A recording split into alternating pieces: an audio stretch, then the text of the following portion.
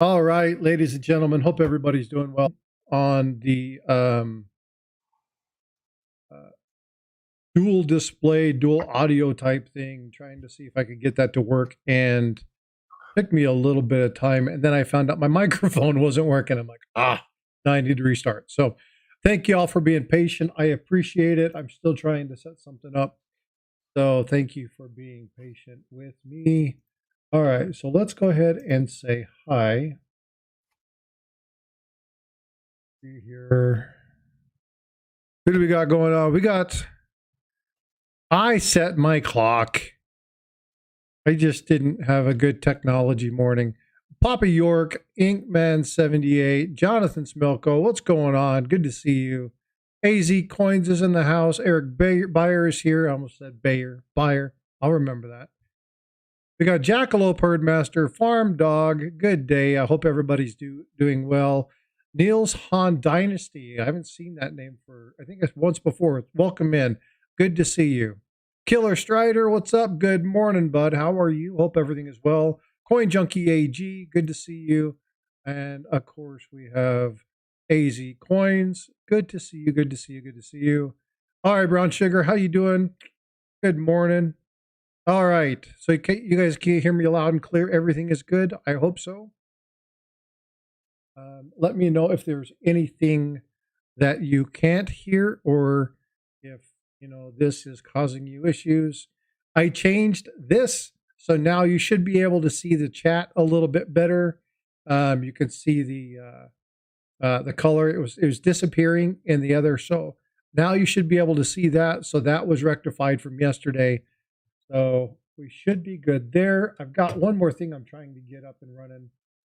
It's being temperamental, so I've got to shift something real fast and get this done. I apologize for the delay. Sometimes this stuff is just a pain in the butt. All right, where's my channel? I can't get my no, I don't want YouTube Studio. I want my channel to show up. Okay. With the quick service class. No audio. Okay. Sorry about this, folks. Okay, so let's see. I got that done. We're good. Let me pop this chat out. Okay. There's something with the OBS Streamlabs that the chat is being temperamental today. So I think I'm just going to have to bypass that one. And then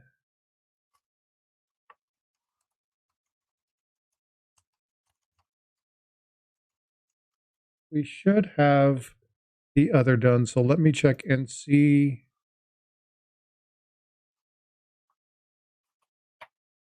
I'm just about to set up, Eric. Sorry about that.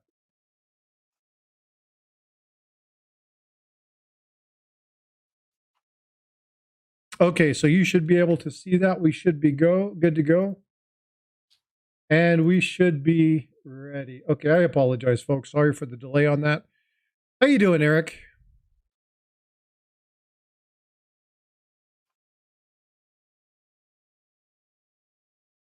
Did I lose you? Are you there? Oh, he might have got some coffee. He'll be back in a minute. Anyway, Eric's here, and hopefully we can get Paul or somebody to come in here in a little bit.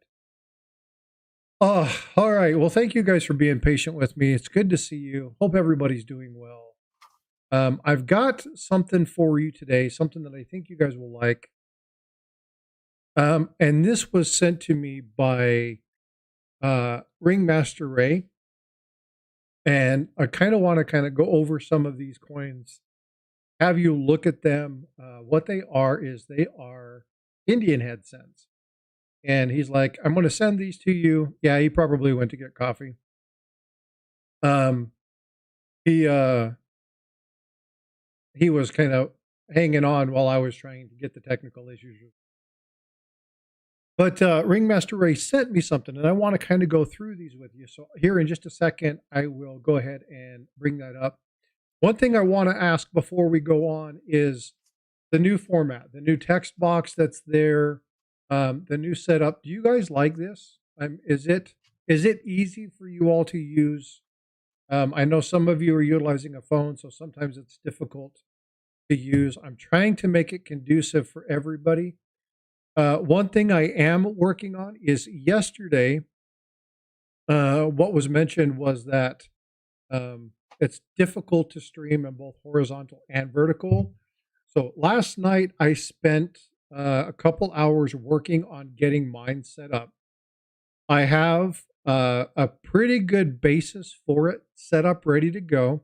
What I do have to do, hey, Hassan Hook, thank you for coming in. Good to see you. One thing I do have to do is I have to work on getting the simultaneous stream where I'm streaming to the same platform.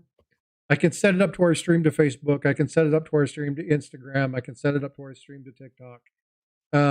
That's not a problem. I already have that stuff set up. I'm not running it today. I need a little bit more probably late night testing type thing going on to verify and get feedback from people as I'm doing the dual stream. I need to figure out how chat and stuff is going to work. But I think I've got it set up. So if you're somebody that wants to utilize vertical mode, I will have the stream set up. And if you're somebody else that wants to use horizontal mode, then I will have the same same setup. Hey, Carter Hill or Center Hill coins or cards. Yeah, try this again. Center Hill cards. Good morning. Good to see you. Try to make it more conducive for you all, so that depending upon what platform you are on, or depending upon how you're trying to put this together, then you can see. If you want to just look at your phone, you get a nice, easy, clean image. I've been able to set it up to where you can see the panel members, been able to set it up to where you can see any kind of displays that's going on. And audio is in and out on my end. Man, I had that issue yesterday. Hopefully, I think there's audio drivers and stuff, so hopefully it doesn't continue. If it is, I'll continue to work with it, but audio fading in and out. Let me check and see if I can change and do this without having feedback. Are you back, Eric? I am. Okay. Are you having choppy audio too? I hear the choppy audio. I wonder if it's Streamlabs or StreamYard's trying to compete. I'm not sure. I normally don't have that issue, but last night we were in Tiger Stacker stream, and I actually had to restart and kind of come back in.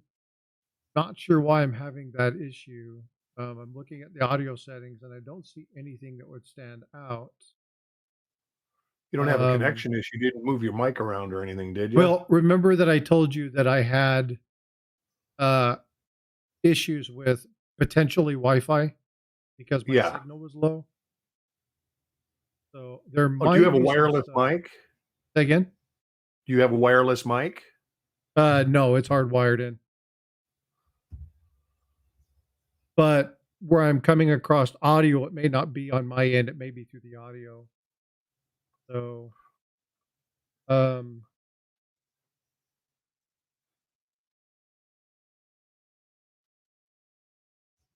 we'll see if it's not trying to cut out. I'm going to mess with a couple settings. If it gets worse, then let me know in chat. I'll try to play with this and see if I can get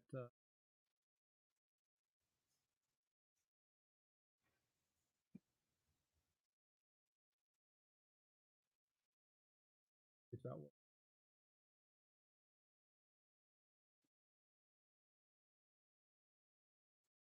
Want to try and mess with the thresholds. You guys will hear more like background sounds if I mess with this, but hopefully it's a little bit more steady across the board. If it's not doing it, then I'm just going to have to deal with some audio issues today.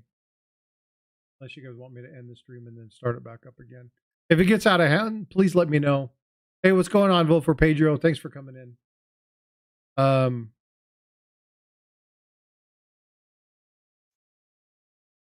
yeah, hopefully. Hey, Sorcerer Stan, what's going on? Can you hear me at all, Eric? I can. It actually is. Well, I shouldn't say better, but I keep thinking it's better. So, Okay. Because I just had like somebody right say the now, you just audio was popped in and gone. out again. It sounds like when the volume reduces to play some things like notification, audio is getting worse. Okay, so let me do this. So let me turn up my noise suppression and let me know if that's any better. If not, you know what I may do? Hold on just a second. That actually was better, but we can actually hear you like breathing. So it's the sensitivity's way up.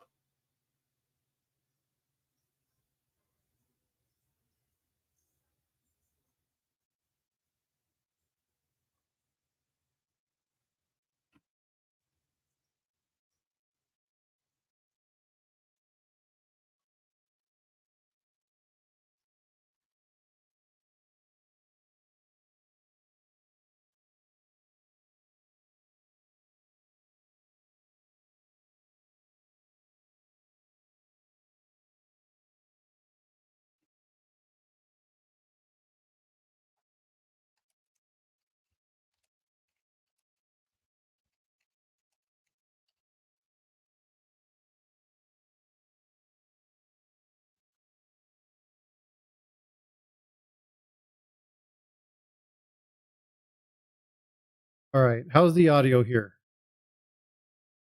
Can you hear me okay?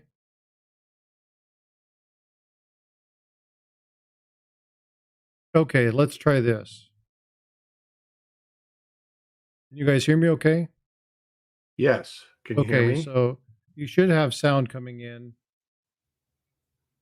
I'm trying to adjust a little bit, mess with the noise gate just a hair. So we'll try that. We'll see if that comes through. Um, I've messed with a couple of the settings. Hopefully that works. There may be something hardwired in this mic. It may be something going on. Could just have been a connection issue. It's a It's little still doing it. wavering. It's a little wavering, but better. Is it better on your end too, Eric? It is, but it's still wavering, and it could be a hardwire, a mic problem. Yeah, it might be. I'll have to check and see if it's this or if there's um it could be, you know what? I moved a couple of things and I know what I moved and I'll see if I changed some of my lighting. So I moved a couple items to make it easier. And I Yeah. may have some electrical running over my audio cord. Sometimes you'll get humming feedback and Get like it'll cut feedback if out the that way. cable shield's not good. Yeah. Yeah, so I may have to check that and see if that's the issue. But if that doesn't fix it, then it might be time to get the your mic is your mic. Oh yeah, it's right in front of me, right here. So it's I mean it's not that's not the problem. And I have it to where it's set up for omnidirectional. So if it sits a little bit in front of me, I'm talking into the mic.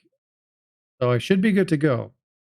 The only thing I can think of is shifting the light. I may have some electrical running over uh, my cable. There could be some issues there.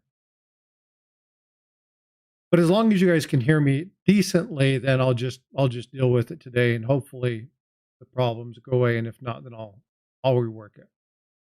But if it gets really bad, just put something in chat, let me know, and then I'll do what I can to resolve that situation. All right, and then I will try to make sure that I do this for you, Eric, so that you can see.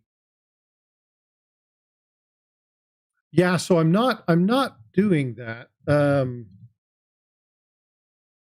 me see because if I put it directly in front of me, does that improve it all? It should be actually. Let me try this. What does that do to the audio when I do that? Does it change the audio or does it make it worse? Eric, are you still there? Yeah, it's still doing it. It's a little louder when it's close to you up in front, but it almost sounds like you got a bad cable. Like you're getting, you know what I'm saying? Like you're getting a little uh, spark or something. Did you unplug the cables when you moved everything around?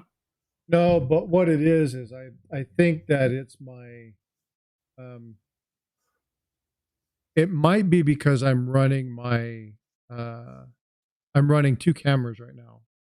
I'm running this one, my audio, and my I bet you if I turned off my coin scope, the issue would go away because I think I'm getting a sharing resource violation. Okay.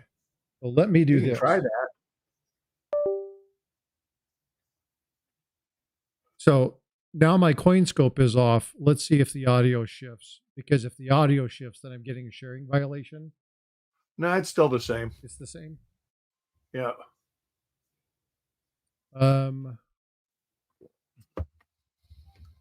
Well, you know what? I hate technical issues. It's actually a little better, it seems like, but yeah, it still wavers. It's there's something you're picking up a signal from somewhere. Got to be the cable. I'll have to check and see if there's. Nope, still doing it. Yeah, still fading. I'm going to go ahead and go back to this one. This one has a little bit better sound quality to it. I've got my. I can try this one. Does the audio change when I do that? Do you hear anything different when I change the microphone? Not really. No, same mic, same issue. Let me see if I do this. No, that's not going to work because I'm going to end up getting echo because I'll have two lines in. Everybody's saying yes. Okay, well, we'll see. I mean, you know, it is what it is. I'll have to play with it and see if I can figure out what's going on. I think it's probably still going to continue to happen, but you know, is what it is. Let me see if I can get the coin scope and we'll pull this up. So let me see if this works. Can you guys see my coin scope? Yes. Okay. So let's go ahead and just get into this and we'll kind of talk about what's going on. And then if I fade out, then we'll work on that. If I don't, then, you know, hey, good, it resolved it, but we'll see.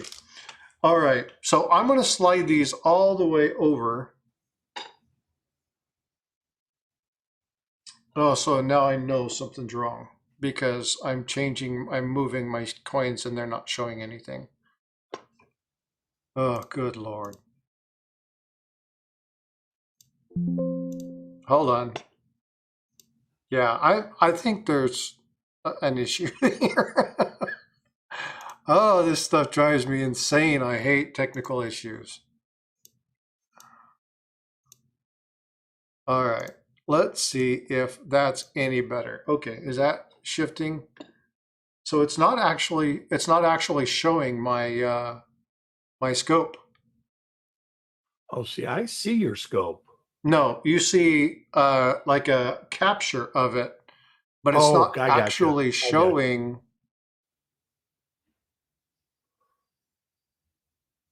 This is driving me insane.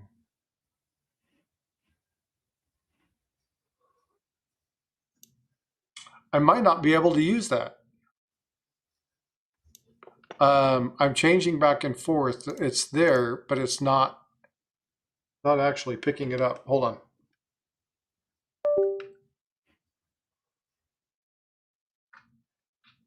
So what this tells me is that I'm having an IO interrupt problem,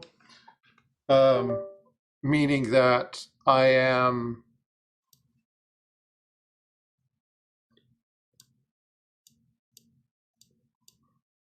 okay.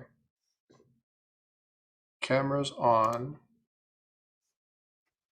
Oh, there we go. Okay. Yeah, so what I did is I disconnected another device. and I'm having a conflict. So I'm having a resource issue. And that's why I'm having what I'm having. So can you see this okay? Yes. Okay. So now we can go ahead and share this through. All right. So what we got going on here, and this is where I'm going to have to, I didn't turn these all the right direction. What I've got here was these coins came to me by Ringmaster Ray. And there's a problem with some of these. Now I'll turn them all the same direction. Actually, let me move this real quick and I'll turn them all the same direction and then we will put them up here. But I want to kind of go through some of these things and give you some idea of things you need to look for. Tell me if you see any of these that look really outlandishly horrible. And then we'll just kind of talk about the coins themselves and talk about some of the things that we're looking for and what you're able to do to identify them. So do you have a good visual of the screen? Yeah. Okay. Absolutely. I'm looking at the feed, the YouTube feed. So I get a bigger picture of the coins. I got you. Yeah. Good morning, Check Stacker. How you doing? Good to see you. All right. So this is the first one. So he sent me about 10 coins, and every one of these coins is a counterfeit. And so what I wanted to do is I wanted to share these with you because it gives you an opportunity to see some fairly decent ones. So there's some detail in here that's just not right, but there's a couple of them that are actually fairly decent. So when we look at this, Eric, what is the first thing that stands out to you on this particular coin? Well, I'm seeing a wrong size date. That's the big one right now. So you look at that 92, right?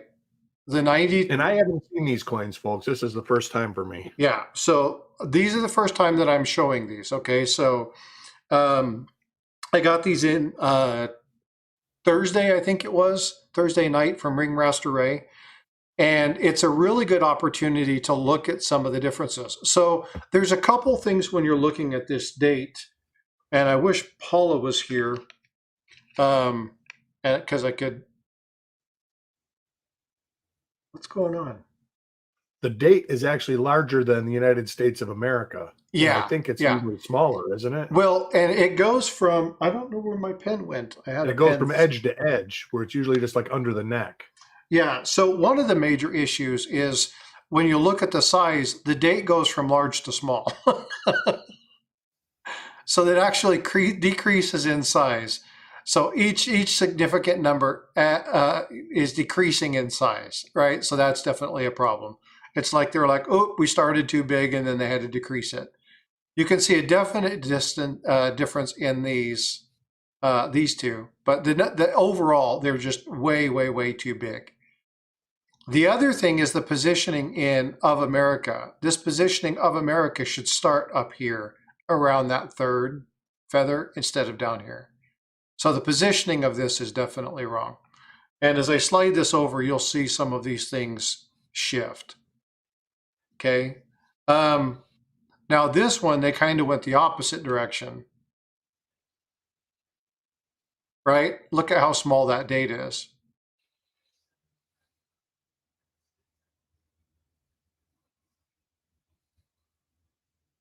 So what stands out to you on this one? So the positioning of this one's a little bit better, but still the number, the lettering, if you look at the differences, right? See, that has the correct size date, but you can tell that it's been cast because there's no denticles around the outside. Yeah, yeah. That's the key right there, right? That's one of the things that really sets it off, is that you don't see the denticles. It's there's no detail, right? So that's one of the things that really sets off this one. Now, there's a couple of these that are horrible, right? So outside of the color on this one, because the color, this is like horrible. Again, we're back to the freaking monster date.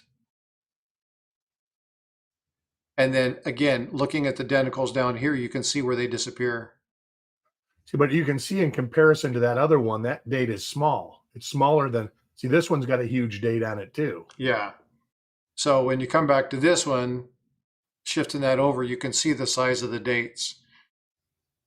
So and I know we got a little bit of a delay in the YouTube side. I'm trying to watch that as well. Yeah. Plus the Indian's head, you can tell that it's been cast too.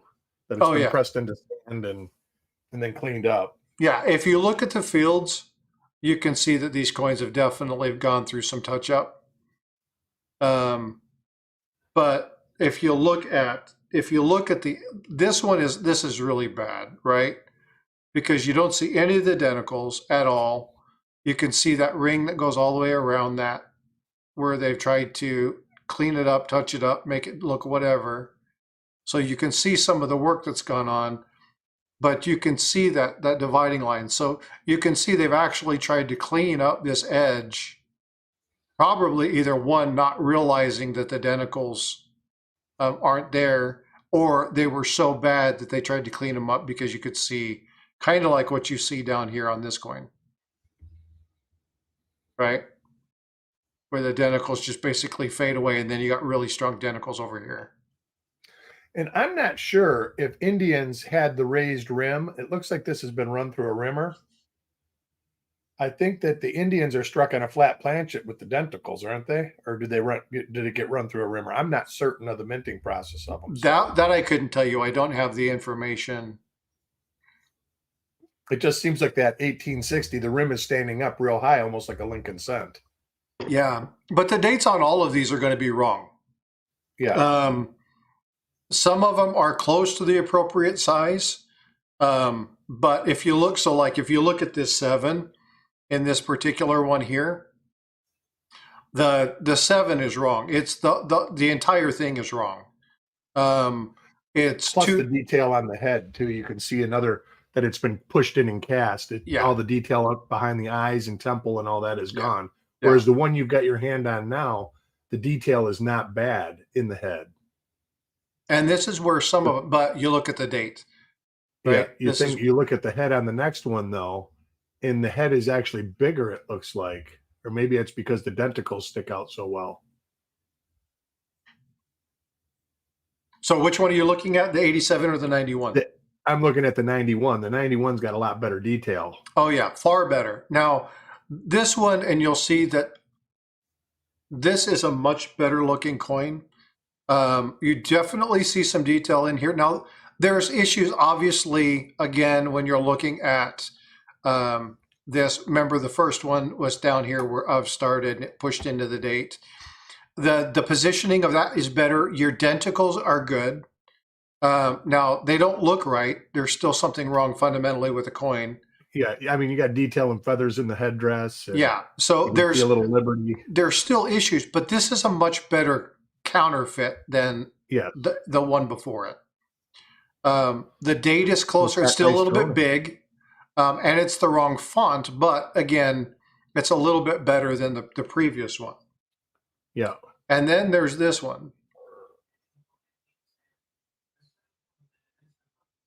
Again, when you're looking, the denticles are gone down here at the bottom. You see this whole missing area down here. Right? Now, can that happen on an authentic coin? Maybe. But when you look up here, you can start to see where they that has serious casting issues right there. Yeah, you can see where they kind of press that in and it's offset. Yeah, and then you can see the grainy detail here inside the field and along this edge. You got the two-tone. And again, folks, a lot of, when you see coins like this, they will do toning on the coin to hide some of the imperfections. So when you see really nice quality, they just don't quite look right, and you see that toning there, you're going to see some issues with that. The date on this, again, a little bit wrong. The 1 is actually the right font, but the 8s and the 6 are not. of America, again, they just don't look quite right. But the detail in the Indian, again, everything around here is lost. And then there's no detail in the necklace and stuff like that. So, but I wanted to show these. Now they're this one's just all wrong.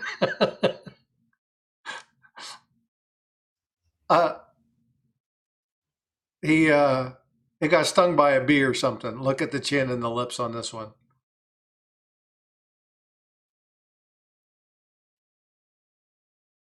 So again, you can tell now this one, you could have this issue where it took a hit. There could be some damage on the coin. But again, you look at how grainy the details are. The tell, one of the tells here is you can see the tooling in Liberty. But you can see the same casting detail as you can in the field. That shouldn't be the same, right? You see wearing on certain parts of the coin, but it's not in the high area. It's not on the cheek. You can see these are definitely tooled. You can see the tooling in these. It's just there are problems with it. And again, the 7 in this one is better than in the other one, but the 7 does not have the right. The font's a little thick. It the looks right like font for 1897. Yeah, well, and it's more stylized on the 7. So the wavy pattern on top of the 7 isn't there.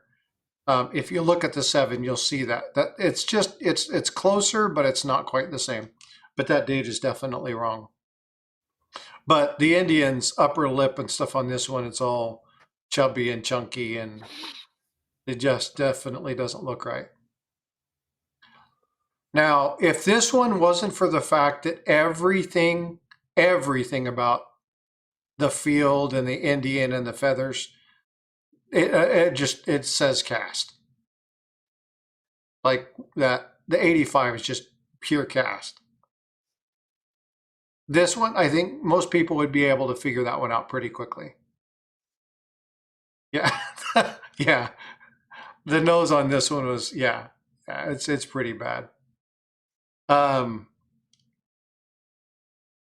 you can see these are all cast type coins. So none of these coins have been actually done in a, well, they might have been done in a press, but they weren't poured pressed, right? The dies were probably cast. Yeah. And then they were probably put in a press. Yeah. Here's another one. Again, issues with the size of the date. The date is definitely off. The of America, again, when you look at the of America here, it's small and it's shifted backwards. The Indian's position is wrong, right? So you look at this. Now, that's not necessarily terribly wrong, but everything else about it is wrong. So the position of the head in relation to that, the size of the date, the Indian shifted up. These letters are the wrong format. This is definitely wrong font and wrong size. But there's a lot of issues with this particular one.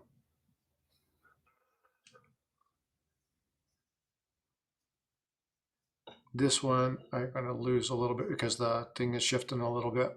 I really do like this coin thing where I can put a whole bunch of these on and kind of show them and slide off.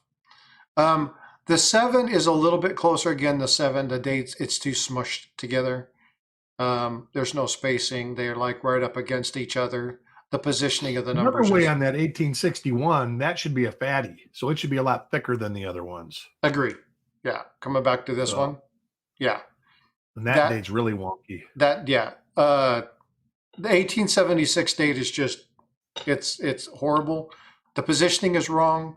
The closeness of the coins is wrong, or the numbers is wrong. Again, the font, they tried to get the font on this one. Now, if you look at the top of the 7, they were a little bit closer with the stylized 7 on this, where you actually have the 3 peaks.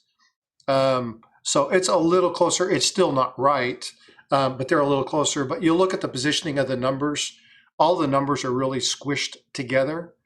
There's no spacing. It's just not a very good one. But the fields in this one and the details in this, they've done a better job. Now the denticles are gone, but that could be some to wearing. But here's one of the issues about this one is the denticles are wore off. So this is a tell that I really want you guys to pay attention to, okay? See the denticles, they look like they've been kind of wore down, right? Like they've been beat down and kind of whatever, but there's no rubbing on the high points of the coin. Okay? Good detail, no rubbing, no loss of whatever here, but the denticles are all gone. There's a problem there, right? Because you would have rubbing and stuff here on the cheek. All these high points would be wore down. This area here would be wore down. You'd see some flattening in this if the denticles had been pushed down like this. So that's definitely another thing for you to look at. It almost looks, and this is just me, and you'd have to tell me, it almost looks like the denticles were like an addition, like an add-on, like they used penny planchet type things, right? And then they tried to use a mold for the denticles, and the mold failed for this. Do you see the same thing, Eric, or do you? Yes, yes. Well, that rim thing, that's one thing that's been getting me. I guess I should pull up some genuine Indian head scent pictures and look at them. Yeah, so there's the thing about these is that if there's some of these that they're good enough, like this one, the date's wrong. Everybody should look at this. That 61 that had the micro date, that should be a nice fat date. But if you don't know about coins, like you really don't track this kind of stuff, some of this stuff might slip past you. And there's enough information like this one, there's enough detail in here. This coin doesn't look cast. There's problems with the coin, but this one doesn't look cast. This one is a little bit better than some of the others, but there's a lot of issues with this coin. But the date is horrible, right? And then you look at the denticles, there's issues with the denticles.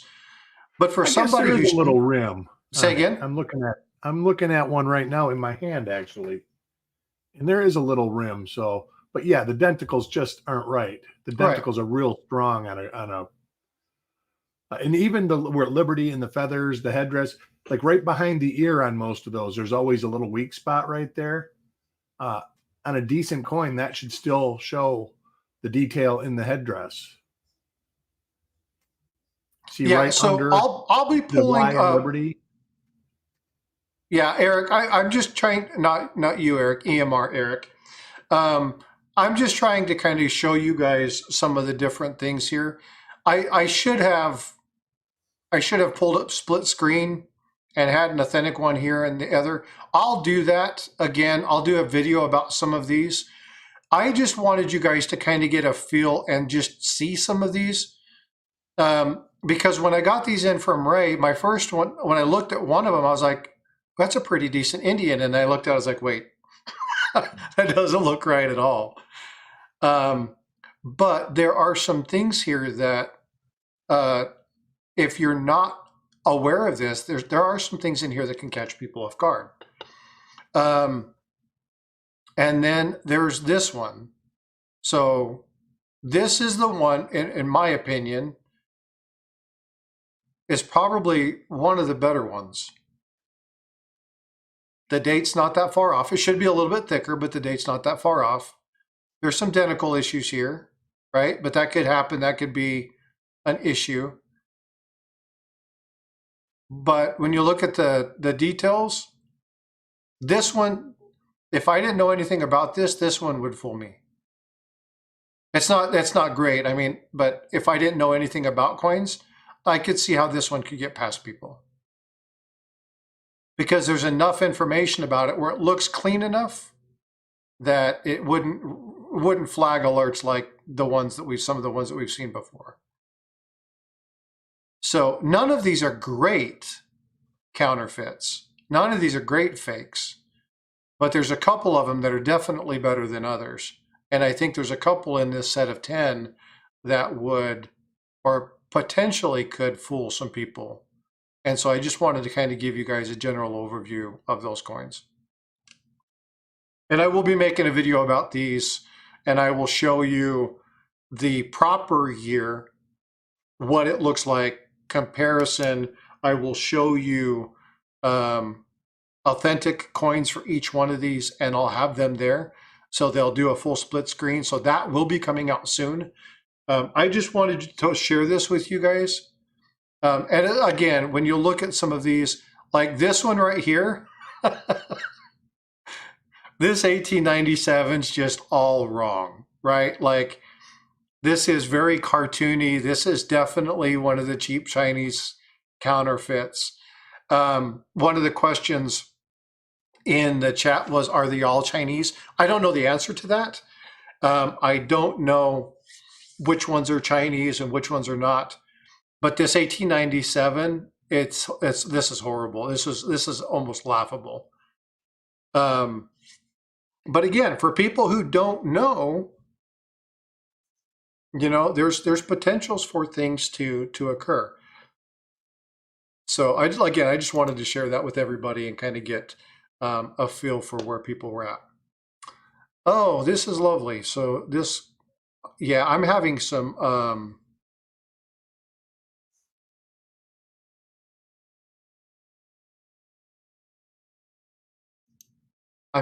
definite camera issues.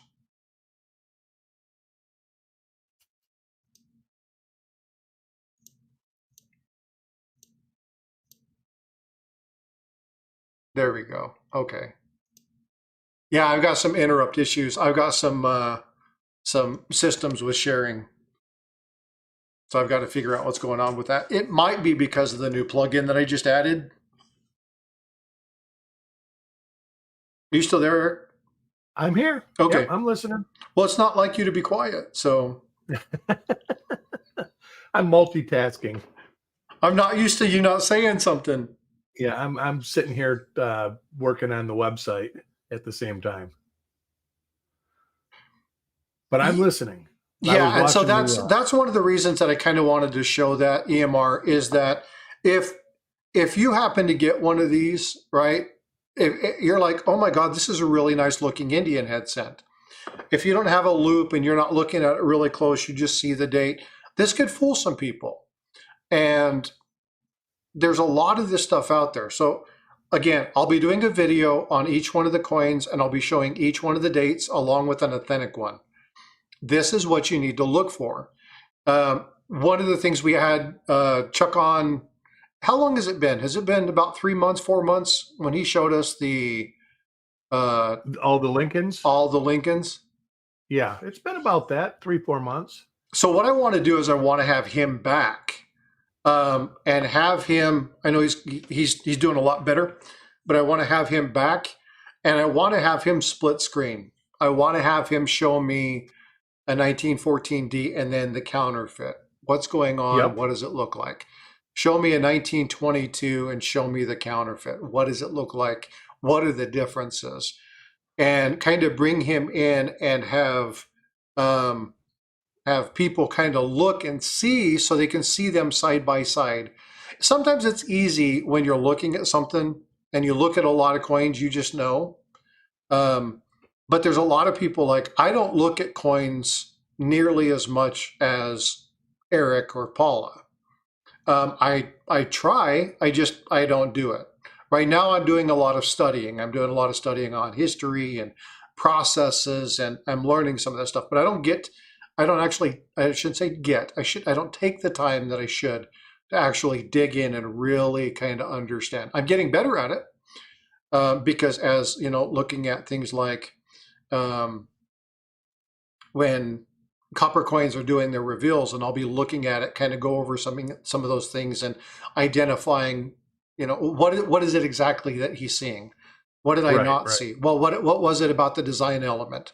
So I will do that level of research for myself, but I'm not doing the volume of coins to where, like, if you watch Chuck or you watch Eric or you watch even Adam, right? When they're talking about looking at coins, it's like, that's a different die pairing.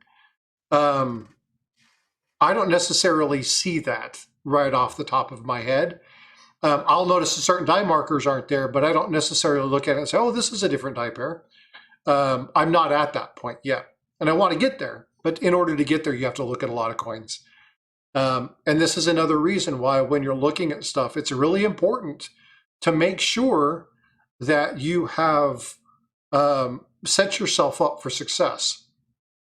Absolutely. Right. So look at the same dates, the same mint marks, right? If you can. Sometimes you can't. If you got a bag of wheat cents, I got one here under the desk.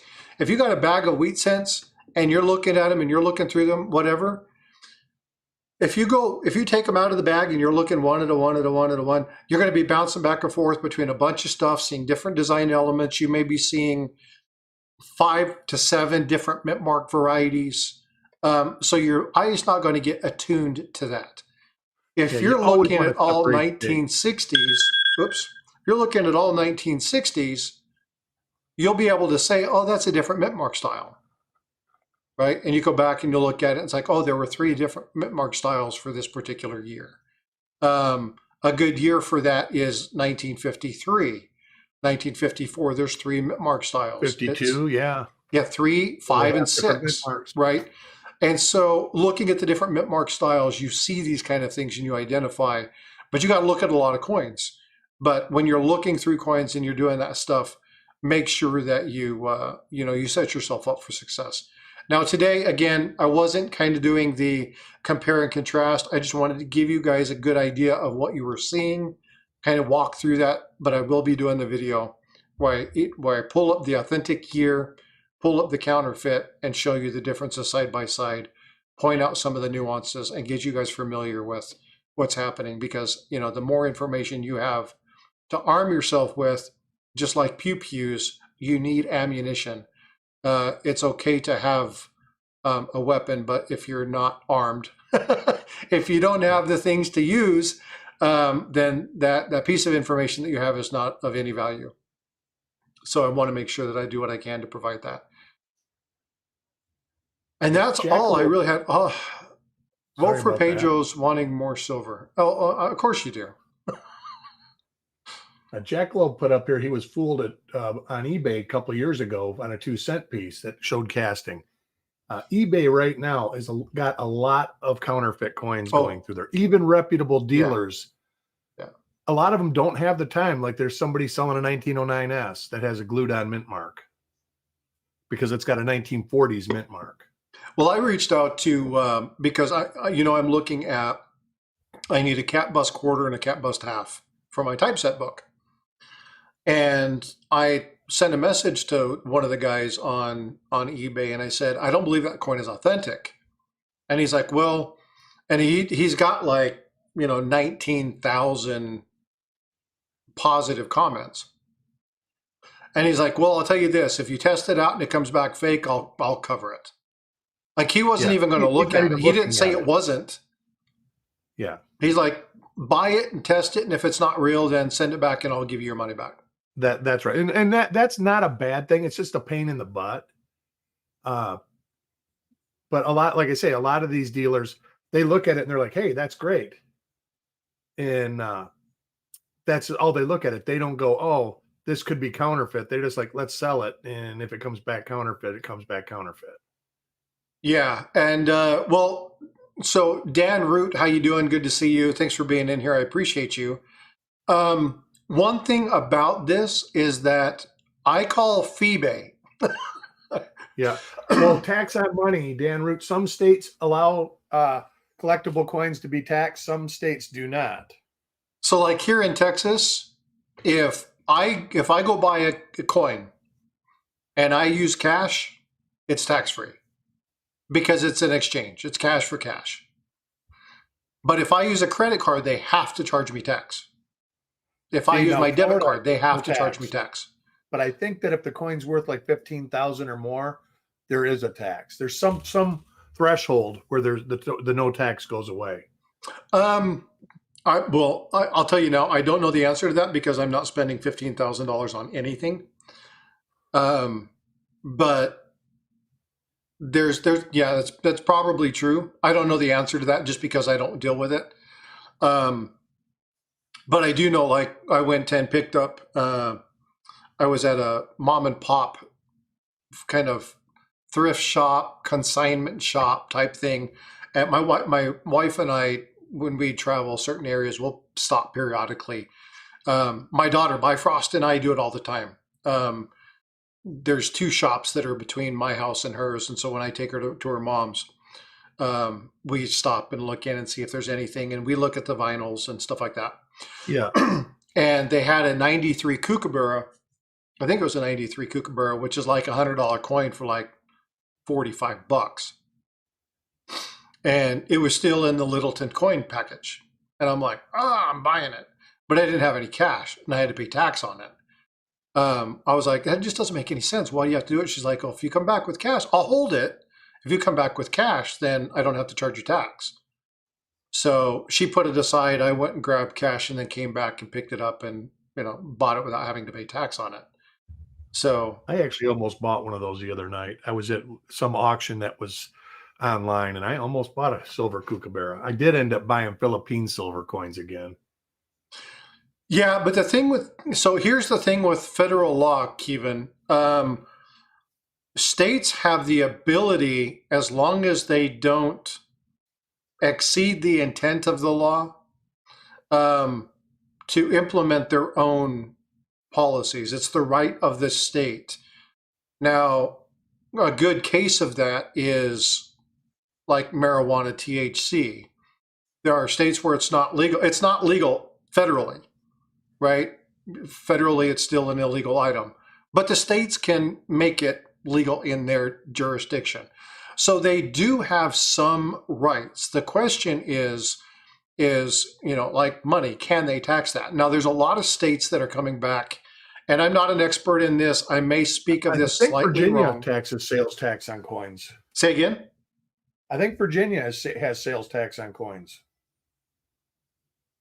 Like eBay, if you look at their selling thing, there's like 15 states that charge taxes. Yeah, and there's Tiger Stacker had a conversation with one of the House of Representatives, I think, for Virginia, or it may have been state representative. I can't remember, like city representative.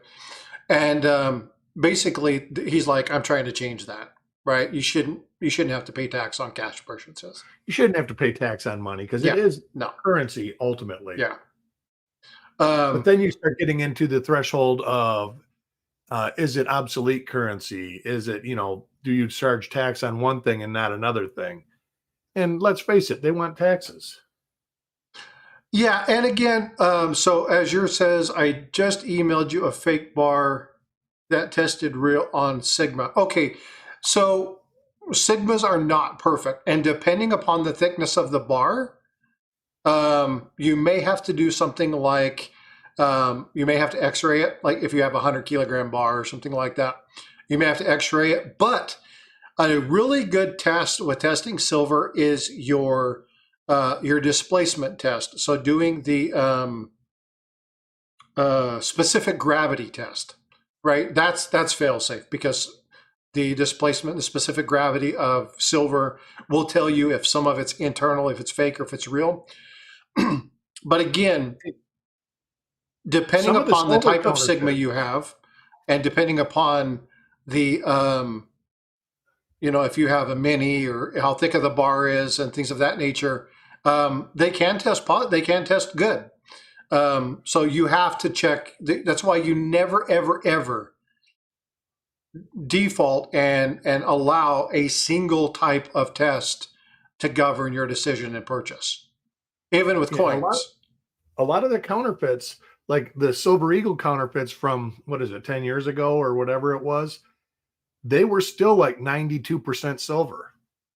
Yeah, well, look at things like the gold, right? The gold coins.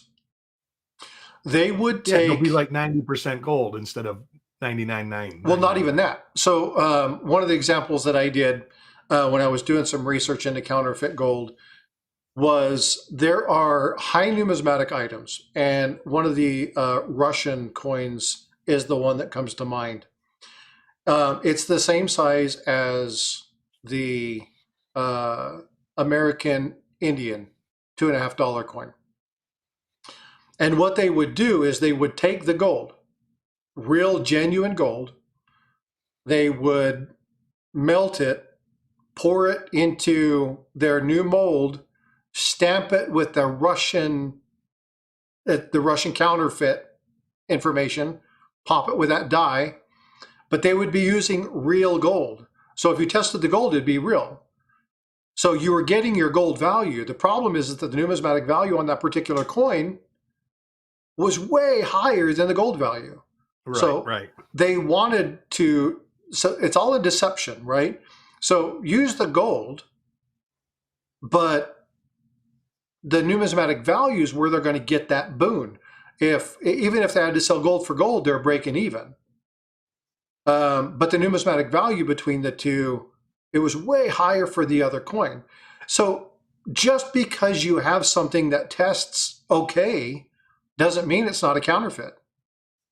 It could be the right material or close to the right material. And it can be real. Yeah. I've seen Sigma machines fail it, and it comes up real on an XRF. Yeah. Yeah. And again, that's why you cannot, under any circumstance, you cannot take a single test and call it biblical truth. Yeah. You can't. It's just a tool in the toolbox. Yeah. It's just one of the things you need to do. Like when you're checking your silver, right? Check the slide. Well, guess what? Copper does the same thing. Okay. So does a slide work? In many cases, yeah. Check a magnet. Well, guess what? Copper's diamagnetic. So it has the same properties. Gold to some degree is diamagnetic, so it has the same basic properties. But they react a little bit differently. One may slide a little bit quicker than the other. To the untrained eye, are you going to notice that? Maybe, maybe not. But they sound different, right? The thickness is going to be different. The diameter is going to be different. So taking multiple avenues, taking multiple items in which you can put together is going to help you better determine the authenticity of, and right now we're talking silver. Okay, it could be gold. Okay, it could be platinum. Okay, it could be copper. It doesn't matter. Now, you're not going to have somebody fake copper with silver. They may do it with brass, right, or bronze. And again, that's one of the things about these Indian head cents. One of the coins is supposed to be a copper. It's bronze. So that's the wrong material. But again, you can't just utilize one. It doesn't matter what you're looking at. You can't utilize just one item in a toolbox when you're trying to determine authenticity. You have to go through things. And Eric can vouch for this. You can have a coin with all the right die markers, but it isn't the variety you're looking for. That's right. That's right. And if you ultimately look, the die markers are just similar. They're not the same. Unless you're getting into stuff that's on the master hub. Yeah, and there's coins, and I can't remember which one it is. We talked about this before. They change dies. Sometimes the 1955S, 55D, they all have a southeast die scratch coming through the 19 of the date. Yep. And then the 55S, they've got the hub gouges that are on the backside of the head that are actually incuse in the coins. So that is absolute 100% not true. Constitutional is faked all the time. Junk coins are faked all the time. That's what, look at, Chuck's got a complete set of all Lincoln the cents time. that are all fake. All the time. You can find on Alibaba, you can find complete sets of non-silver dimes. You can find complete sets of Mercury dimes. You can find complete sets of Jefferson dimes. You can find complete sets of Barbers. You can find complete sets of Seededs that are all fake. They fake everything. I mean, that we talk about this all the time, and this is Eric's favorite trivia thing. The number one counterfeited thing isn't a coin. It isn't money. It's chanclas. It's sandals. It's slippers. They fake everything. So you can never, ever say that they don't counterfeit something, because they counterfeit everything. Matter of fact, I'm releasing a video. You guys need to watch this. One, to help the channel, but on counterfeit, specifically around money. That we talk about some of the byproducts of what counterfeiting does. But anybody who tells you that counterfeiting isn't a type of warfare doesn't understand economic warfare. But yeah, no, they definitely they counterfeit everything. It's unreal. Like it's horrible. Have I seen many fake slab coins? Oh, yes. And here. So I have one. This was sent to me by Gary Huffman. And it is a slabbed American Silver Eagle. Okay. And there are some items with this particular one that kind of tell you that it's not authentic. And what I'll do really fast is I got a video on this coming out too. So this will be something that's coming out very shortly. But I'm going to shift back to this cam. And you may not be able to see this because it's going to be out of focus. So I'm going to shift this. Let's see if you can. Okay. Do you see that little half crescent item there? Okay. That little half crescent thing tells you that this is not an authentic NGC slab. Okay. It's not there. This is not real. You can look through, and again, it's on the other side as well. You'll see that right there. Okay. And what this is the ads were relentless today. They shouldn't be. I wonder if I changed.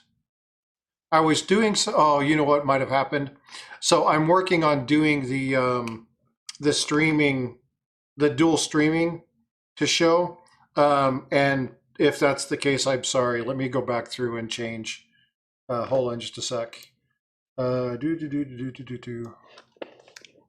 me see if I can edit monetization, change this, save. Okay, sorry about that. That should resolve that. I apologize. Thanks for letting me know though. I appreciate that because yeah, I don't really want to do that. But these slabs, oops, I got to get back to me. These slabs are actually, I'm going to do this one and make it a little bit bigger. So there's a couple things about this particular slab that you want to look at. So again, what I was telling you about, there's this little finger hole here. And if it has that finger hole here, it's meant for you to open. Now, anybody knows an NGC slab or a PCGS slab, they're meant to be not quite airtight, but they're not meant to be opened, right? So the number one thing that you want to look at is you want to look at the edges and make sure that they're sealed. If they're not sealed, right, and you see this little freaking nipply thing there, it's not an authentic slab. Period, end of story, okay? Now we removed the label. Gary removed the label in this one and he counter stamped it. Now I'm going to be utilizing, so you can see the little counter stamp right there. Okay, so he stamped this one. Some of the other ones I have are not counter stamped, but I have them in airtights that are marked as counterfeits, and they're in my little teaching bag of counterfeits, and I have cents and dollars and slab coins and fake gold and other things in my little teaching bag. But on this one, again, you have this little thing here. But the labels, okay, so another thing you're going to want to look at is you're going to want to look at the labels. So you can go to NGC, you can go to PCGS, you can go to ANAX, and you can find the history of their slabs. And you'll be able to see the varieties of slabs, the mint marks, the chain, or not the mint marks, the markings on there. You'll see the holographs on the reverse. You'll look at the holograph type. Make sure that the slab type matches the label type. So there's a lot of things going on, but slabbed counterfeits are huge right now. There's tons and tons of them. Slabs. I got a slab right here. I just looked at about 5 more because I got a few of them behind me. They all have that little arrow on the top there. Yeah. And then there's an arrow on the bottom. And the arrow comes when they do their little gassing suction edge melting process. I can't think of what it's called. I just went blank. I think they call it sonic sealing or something. There you go. Yeah. Yeah. So when they put that in there, when they push that together, that is formed at the time that they do that. It's one of the markers. There's a lot of other markers on the coins. But if you see that little crevice there, you can buy these slabs for $3, right? So if you want to have your slab stuff, it's not a big deal to have these. But again, what makes them that is when they print their labels. Many places you'll see, many coin shops like a comfortable channel that shall not be named, when they do their own labeling, they make their own labeling. It doesn't say NGC or PCGS, but they make their own label, and people think that it's, oh, well, they got their own one through whatever. They're not certified coins. It's just their own private label. And so, yes, you really have to be careful with that. They are out there a lot. Now, he's not in here. I don't think Plumber Stacker comes into my channel very often, but there was a slab that I asked him, I said, hey, I really want you to look at that because there was something about that label that didn't look right to me. And he went back through and they ran it and looked at the information. They did the scan on it. Scan came back correct. He went, took it to his coin shop, and they said, yes, it's actually, it is authentic. But there was something about it. And I told him, I'm like, dude, I'm not trying to challenge or whatever. But again, there's so many of these, it just didn't look right. I hadn't seen that particular slab variety. I hadn't seen that combination before. And it's an older one. There was older text and there were some things going on. But his comment to me was, I appreciate you looking out for me. Because when you're going through these things, if there's something that's wrong, point it out, have them check, just look, because it's all about protection, right? You want to make sure that we're protecting our community. And it doesn't matter if you're in, if you do races, it doesn't matter if you do the games, it doesn't matter if you do auctions, it doesn't matter if you're doing a fundraiser. You know, you owe it to the community to check and make sure that some of those things are authentic. Trust your initial, hey, bye, Frost. Hi, sweetheart. How you doing? Like, hello, Frosty. Just say dad. Everybody knows who you are. My daughter's in the room. Hoot, hoot. She did a really cool, drawing. I like your avatar. That looks nice. She did a really cool drawing, and I tried to share it on my feed. Hopefully it comes across. If not, I'll have to get a copy of it, download it, and then bring it over. But she's done some really cool drawings lately that are quite good. So we'll have her back up, depending on if she has to do work at church next Sunday. If she doesn't have to do church next Sunday, we'll have her up and we'll do some more drawings. But anyway, yeah, so the counterfeits are definitely a thing that we need to look at. Hey, me, bite me. Bifrost shows up and he says, now it's a show. So have you seen any counterfeit slabs, Eric? Have you ever run across any of those? And normally if you do the search the number by the ID number, you can tell. But I have seen American ASE slabs, lots of them. And that's what I was saying. The one guy that had them, he says the saving grace was he paid melt for them, so he wasn't burned too bad, but they were 92% silver. So they literally made them, took 7% silver out, but that was their profit. So they weren't like, non-silver. So he sold them as the scrap silver. And I think he bought 20 of them when he bought them. And this is a reputable coin dealer. Well, so here's the thing. Now, this one, design-wise, has a few design elements, but it's actually quite good counterfeit. The one that gets me, they're missing the prisms. Yeah, but the one that gets me is UNDC, this one right here. This Morgan dollar is extremely good. Extremely good. If you look at a Morgan dollar and you put them side by side, it looks right, it sounds right. The difference is the diameter.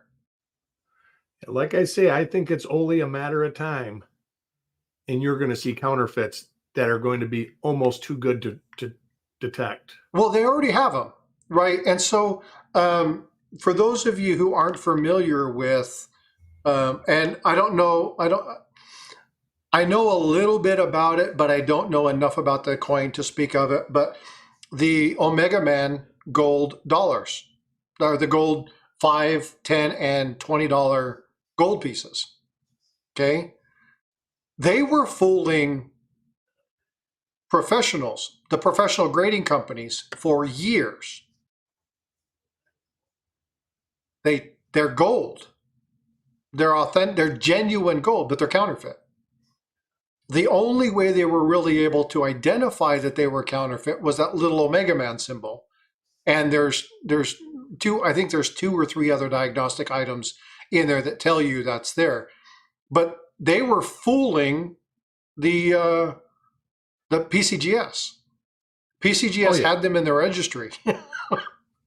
And they were counterfeit coins. So again, it's they already have them, right? Mark Hoffman, who vile, evil dude, absolutely brilliant when it comes to counterfeiting and forgeries, stated that if for all intensive purposes, if it looks real, tests real, and appears real, it is real. And so one thing about those is when you look at really, really, really high dollar coins, like really high dollar coins, if somebody wants to fool you, the technology that we have right now, they can do it. Yep. Oh, absolutely. Right? They absolutely can do it. Here's where some of the things, and this is where people like Jack Young, okay, Jack Young is really, really good.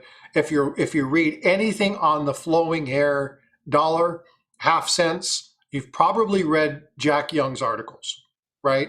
Because he's extremely adept at that. He goes out of his way to find them. He reports them. He's huge in that arena.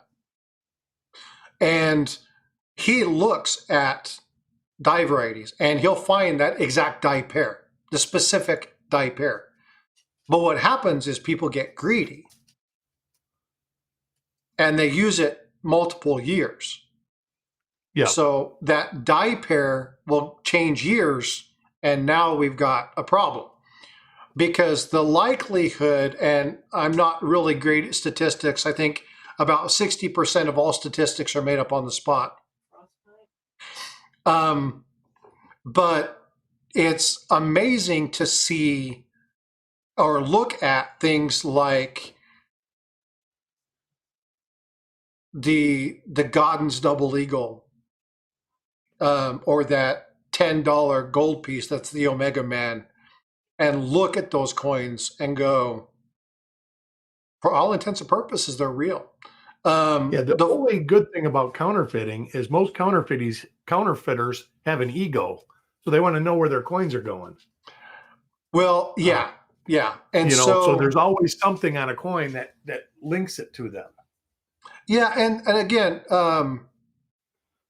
what that is right now, there are diagnostic criteria that don't really get released to the general public, right?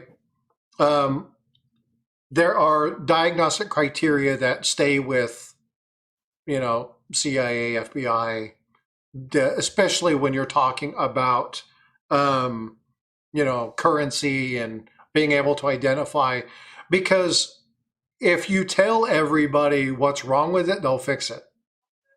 And we Yep. need to be able to identify certain things. And there are things about, back in the day, the papers that they used that had the dye coloring or the cloth fibers, right? I still have it. It's Yeah. still used today.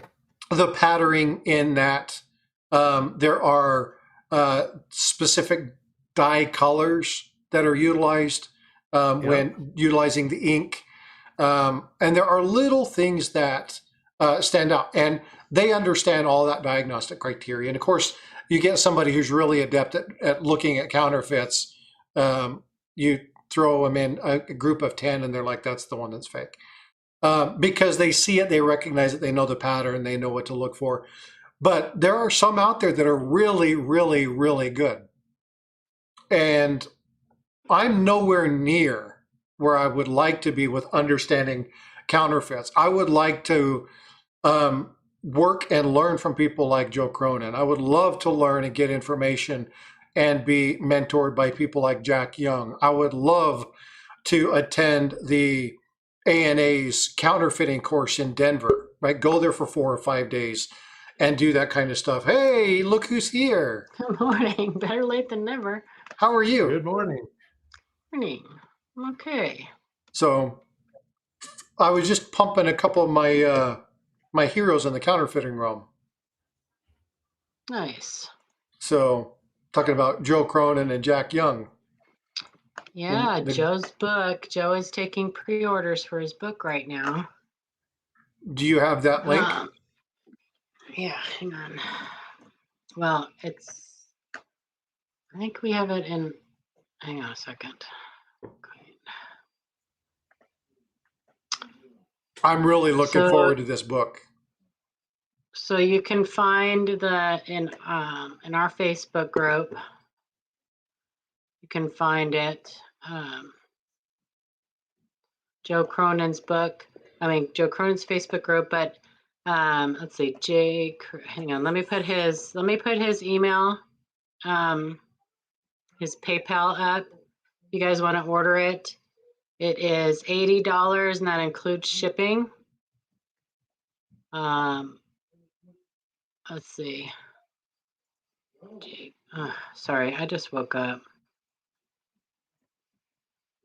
J. Cronin. Yeah, that's one book I want to get.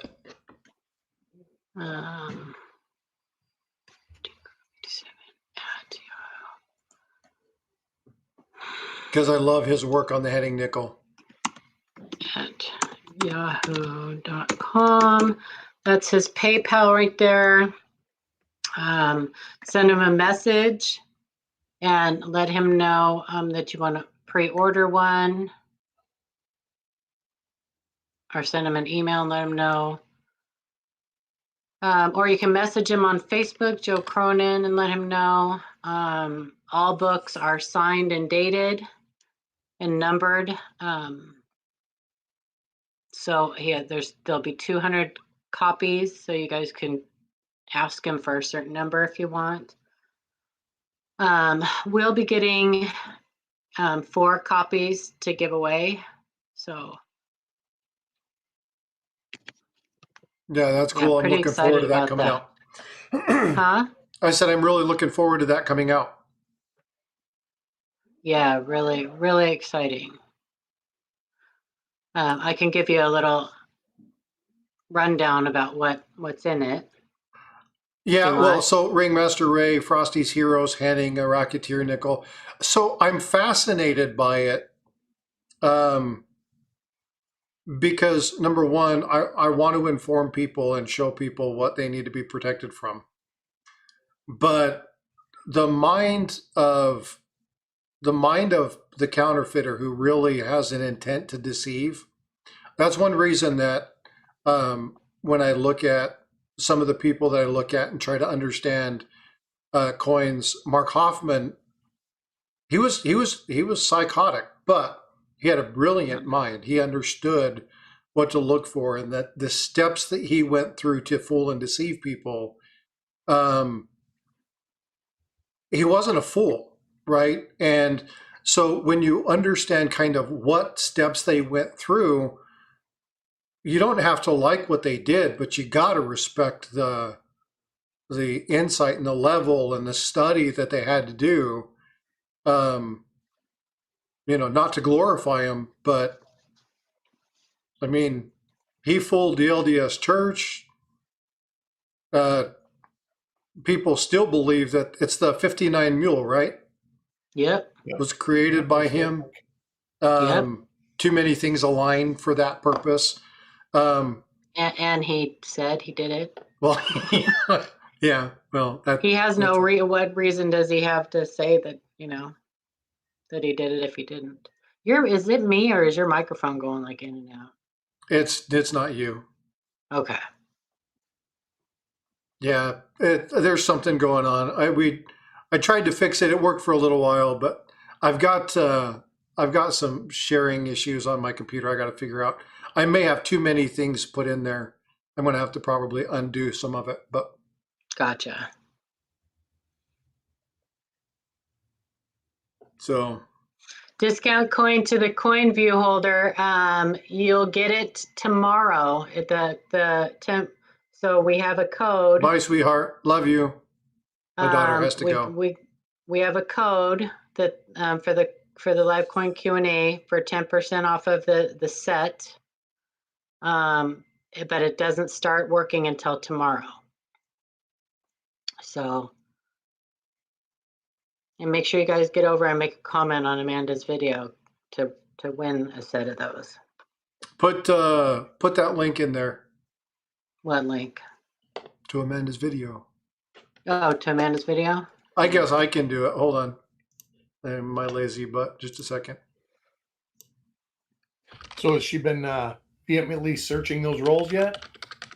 I'm sure she probably has. I am sure she probably has. She got quite a few. So she did. She looks like she got some good stuff. Yeah, she's pretty excited about it. That's always the first thing Amanda looks for when she goes to shows. She goes right for the same way. Yep. I run through and try to get all the big loads of rolls right away. Mm-hmm. Did she put that on Livecoin? Yeah. Okay. I was looking on her channel.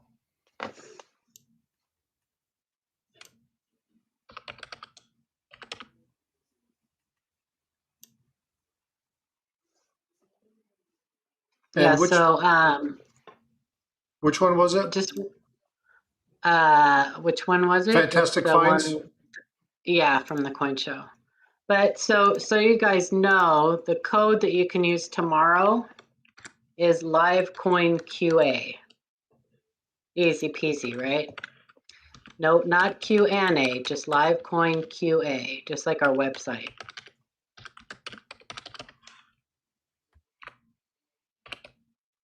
And that'll give you 10% off of the set. So that's a really good question, Dan. So the answer is yes. A coin can be real in a fake slab. Oh, yeah. People do that all the time. And usually the intent is to make the coin appear to be something it's not. Yeah, overgrade. Right. Yep, they swap out a good coin for a bad coin. Yeah. Or they'll take another thing that's happened. We've had this happen. We've seen it happen in the community. Somebody takes an authentic slab, cracks it, puts an altered coin in it, and then sells it back as being authentic. Yeah, we've seen that done. Yeah. But most of the time, what you see is they'll take a higher graded coin slab, coin in a slab, and they'll crack it out, and they'll put a lower quality coin back in the slab. Do I think there's more stackers? I read that as stackers, or more collectors in the community. Well, definitely slackers. No.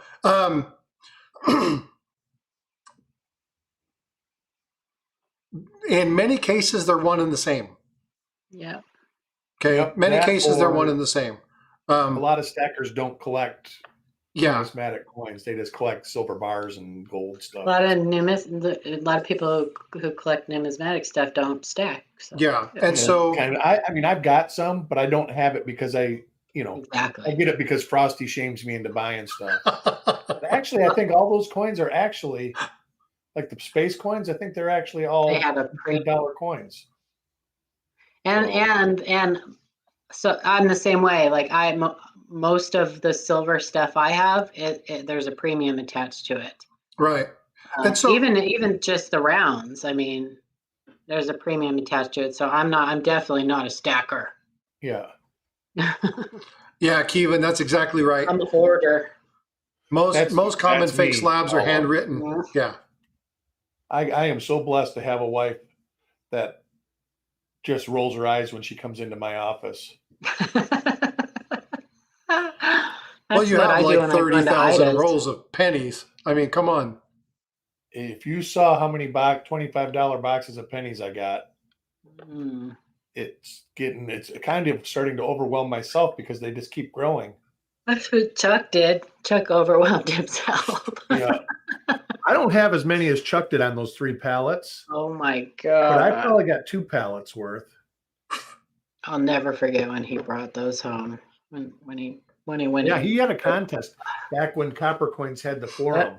If you guessed how many boxes was right, I forget what the prize was, but nobody guessed it. Everybody was like grossly under. Yeah, it's crazy. Still got a whole garage full of that stuff. Hey, Paul, I got news for you. Sir. I have successfully built horizontal and vertical to where I can show your panel, show your display, like your PowerPoint, and the chat. Now I just got to figure out how to multi-stream on the same platform. Yeah, and that's the problem. We're really not too keen on the idea of having 2 streams going at once. Oh, I'm not saying you guys have to do it. I'm just saying that I've already got it pretty much set up. Yeah, well, that's cool. I mean, now the one thing that I want to try and do is I want to try and see if I have 2 streams that utilize the same stream key, it's the same stream being pulled into 2 different segments of YouTube.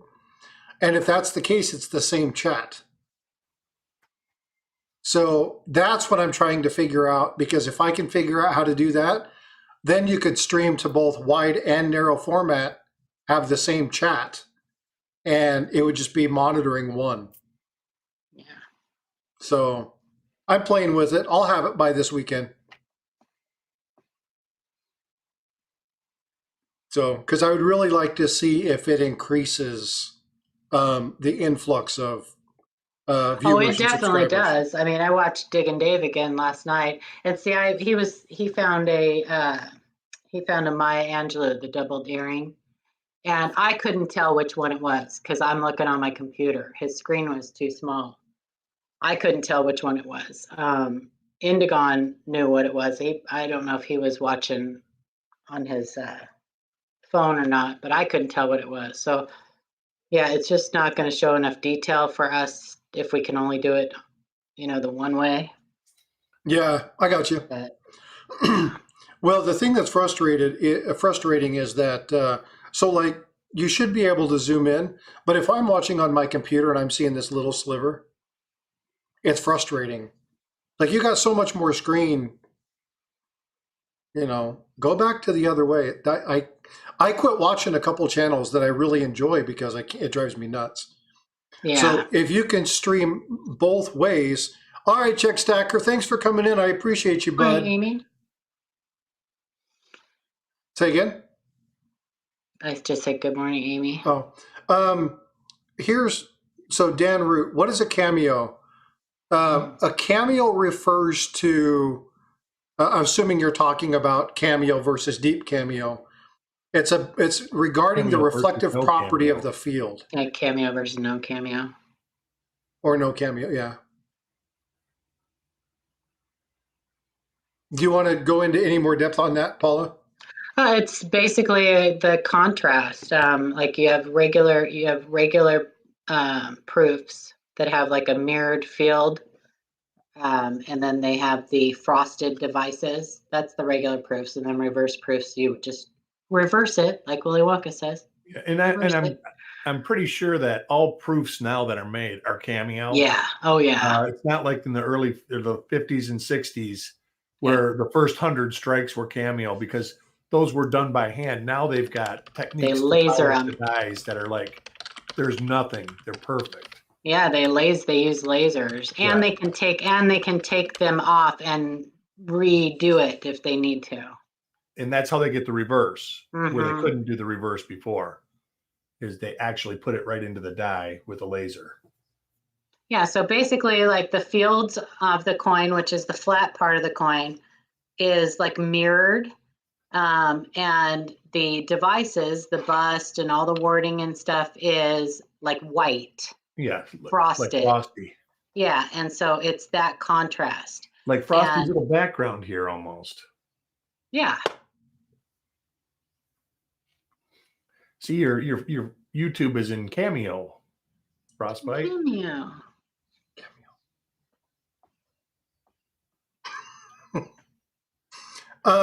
Vote for Pedro. Yeah, people are just haters, dude.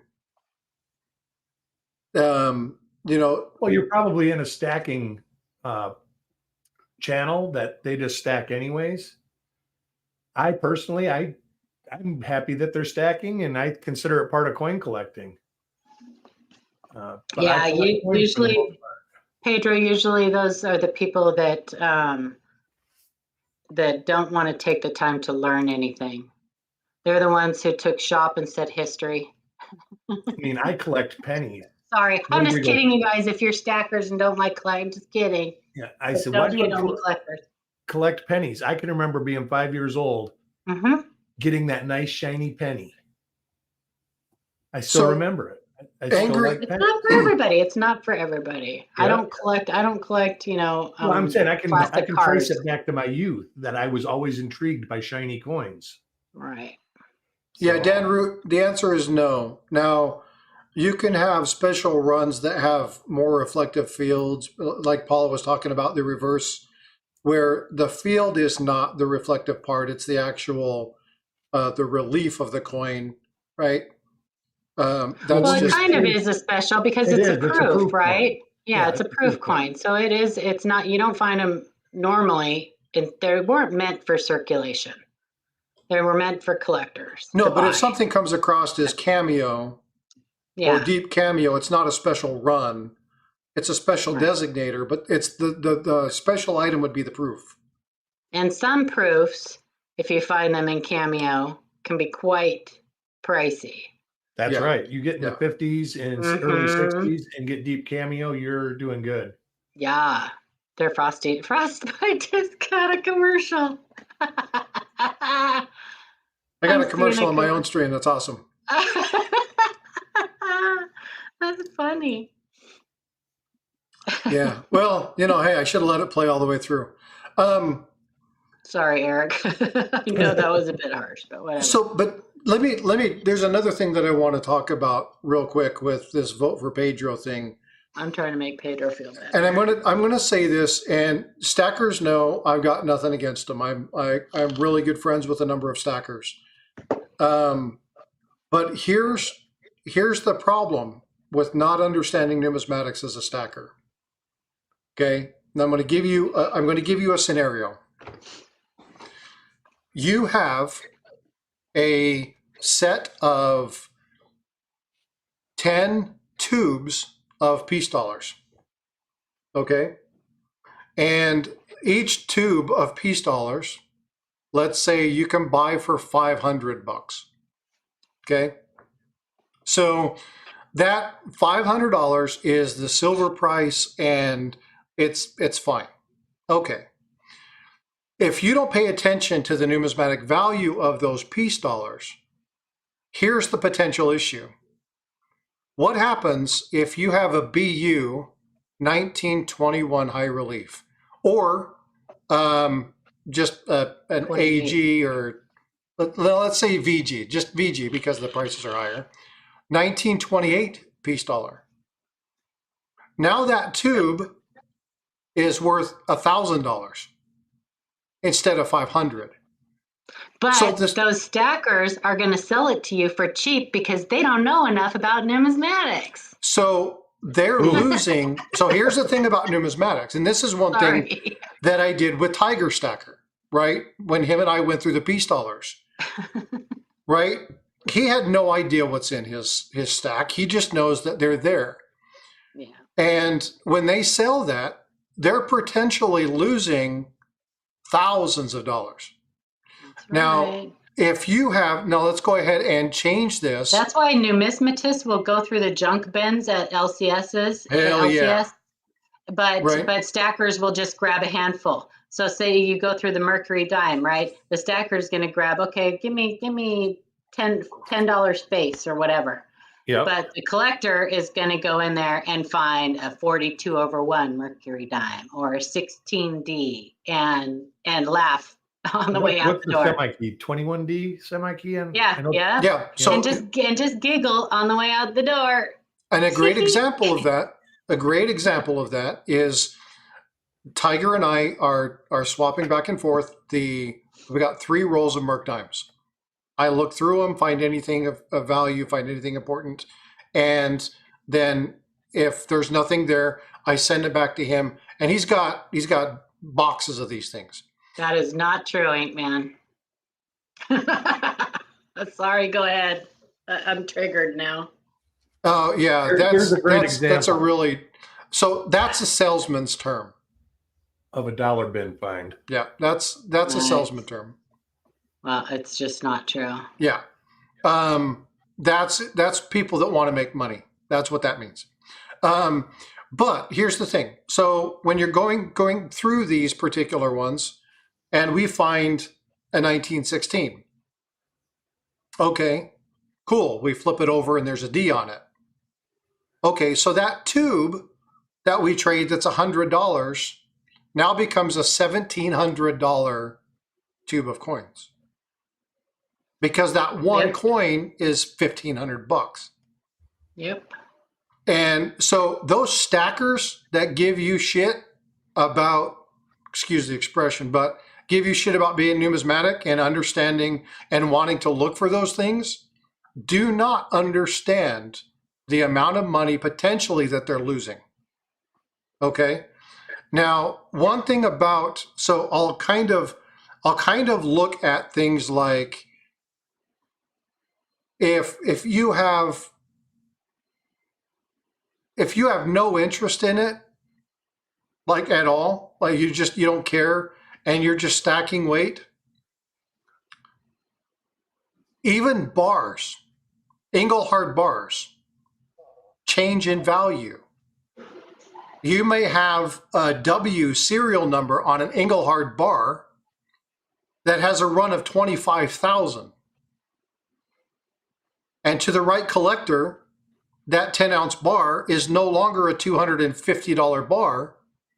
It's now a $700 bar. Right. Mm-hmm. You may have... That was like something about these prospectors or something that came out in the late 90s. Some of those, Yeah. I guess, are collectible now. Exactly. The blood bars. Anybody knows about the story about the blood bar? Those go for a ton of money. $500, $600, $700, $900 for a 10-ounce bar because of the story and the collectability behind them. So even as a stacker, even if you're stacking pure weight, you need to know what you have. So it may not be numismatic, but you need to understand the collectible aspect of what it is that you're collecting.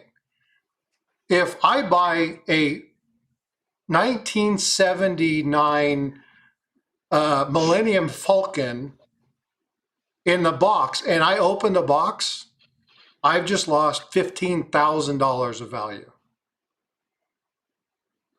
Right? So it doesn't matter what you're doing. You need to know about the hobby that you're in. Now, stacking, it's like it's all about money. No, it's not. because depending upon what you stack, there's other value associated with it. If you want your So- full avenue or you want your full revenue, buy generic and just stack generic. And there are stackers that do that. But Well, most, so yeah. stacking is dependent on the precious metals market, right? It's dependent on that. Yep. Not Not solely, but primarily. Yeah. I mean, the price goes up, the price goes down, the price goes up, the price goes down. Numismatic prices are more stagnant. They may fluctuate a tiny bit at times, but they are more, going back to what you guys said about when shit hits the fan. So here, when shit really hits the fan, people are going to be trading food and salt and things like that. Well, that's what they say. A silver dime is a gallon of gas or a loaf of bread. Yeah, see, people say that. Yeah. And I know there are some places, like rural places, that will take, like mom and pop shops and stuff will let you trade silver and stuff. But I'm talking about if it really hits the fan. Yeah, nobody's going to take shit. Food and water are going to be your essentials. That's right. Food, water, and ammunition. And going back to what Inkman was saying, the value of something is what someone is willing to pay. That's just not true for numismatics. It's true, but there's some things that it doesn't apply to. There are values that are. That's what I'm saying. When everybody says invest in coins, if you're going to invest in numismatic coins, invest in coins that are worth $500 plus. Right. But what I'm saying, though, is that just because some knucklehead on eBay paid $5,000 for a 50-cent, a coin worth 50 cents, does not mean that coin, that 50-cent piece is worth $50,000. It just means that someone was either laundering money or something like that. Yeah. So when I was more talking about, I have 20,000 rolls of pennies. Yeah. They're worth $10,000 no matter what. So anybody is willing to pay a penny for a penny. Here's the thing about that. That's not what they're saying, though. When they say that something is only worth what someone's willing to pay, that's just not true.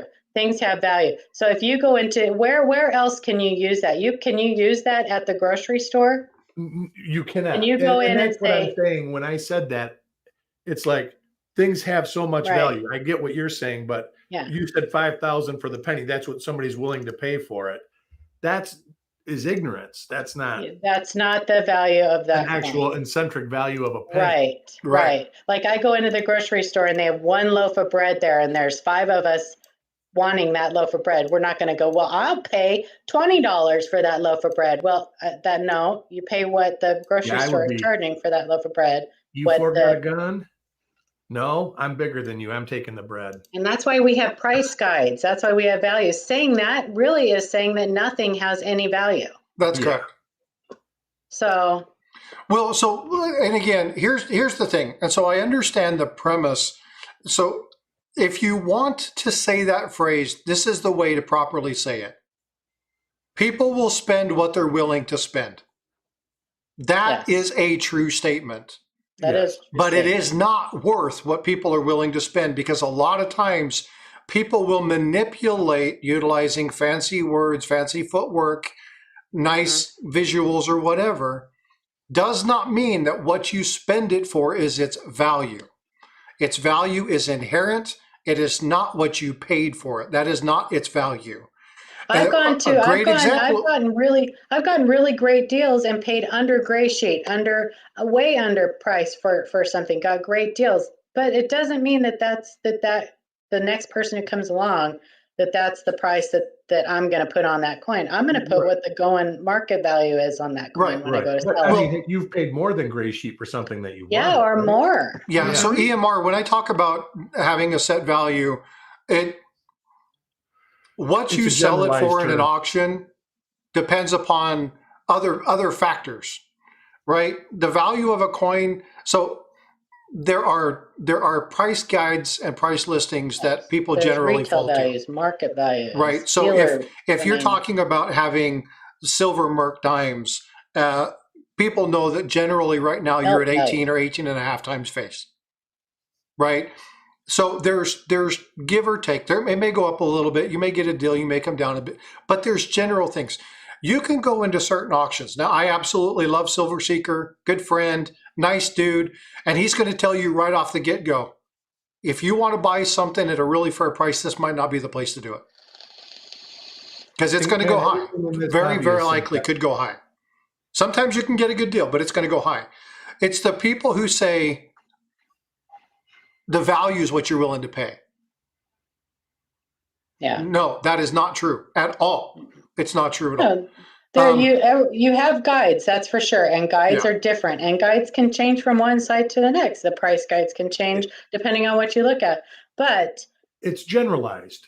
Right. The values are generalized, but it gives you an idea, right, of the market value of the coin and the retail and different values, right? But to say that the value is what someone is willing to pay, that basically, like I said, means that there is no value on that coin. It's a sales tactic. Yeah, it to is. make It's you like feel 100% a sales somewhere tactic. in the middle. Ultimately, like I say, you have a set value. Somebody's either willing to pay more or less for it. I think that's where we're headed in this discussion. Yeah. So and again, it's what he means by what is somebody willing to pay for it. But language matters. Yeah. Yeah, because I mean, to sound like you see that on eBay all the time. You see it on YouTube auctions. People run things up because they're supporting the channel or whatever, quote unquote. You see it all the time. People way overpaying for proof sets, little things like that and stuff. That doesn't mean that's. I watched a 58 proof set sell for $300 in an auction the other day. Yeah, it's kind of crazy. But like this was $1. You have to be careful with saying that. The bad part about that is those people will never recoup that money. Never. Nope, they will never recoup that money. Yeah, not even close. Not unless they could get a deep cameo proof coin out of there. So then now they have a proof set that has a value of way less than what they paid for it. Right. Yeah, Chris G, that's awesome. Chris G just bought a collection from an estate a few years back. Well, it was a few years back, not just. Offered her a number for the silver. She gave him the whole thing, and there ended up being thousands of dollars in I bought some rolls non-silver. from an estate sale, and the guy didn't care. He wanted the face value for the rolls, and it was a roll of 46 dimes, 46 nickels, and 43 cents. And I paid him more than that because the auction went up more, but it wasn't even close to what Gray Sheet was when it was all said and done. And he could care less because it wasn't a coin collection.